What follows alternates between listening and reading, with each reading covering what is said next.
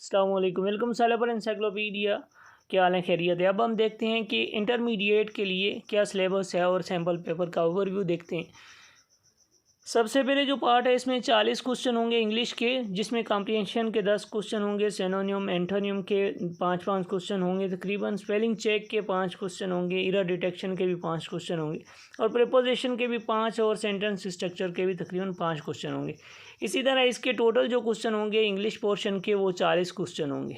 ठीक है, अब इसके बाद देखते हैं कि मैथ में कितने क्वेश्चन होंगे। मैथ में होंगे 20 क्वेश्चन, जो बेसिक मैथ होगी, और बेसिक मैथ हमारी तकरीबन A to Z सारी अपलोड है, जो कि सिंधी और उर्दू ज़बान में भी है, वो भी आप देख सकते हैं। इसके बाद जनरल नॉलेज होगी। जनरल नॉलेज के 15 क्वेश्चन जो हैं वो करंट अफेयर, जो आप पाक MCQ वेबसाइट है उससे आपको पढ़ना चाहिए, 15 क्वेश्चन होंगे। और एवरीडे साइंस की, पाकिस्तान स्टडी और इस्लामिया के 5 क्वेश्चन होंगे और कंप्यूटर की 5 क्वेश्चन होंगे। इस तरह टोटल जो हैं वो 100 क्वेश्चन होंगे। ठीक है, GST और JEST को भी हमने काफ़ी हद तक कवर किया और हम कोशिश करेंगे कि इनमें भी आपकी मदद करें। हमारे चैनल को सब्सक्राइब कर लें ताकि आपको कोई भी मुश्किल ना हो। मिलते हैं नई वीडियो में। खुदा हाफिज़।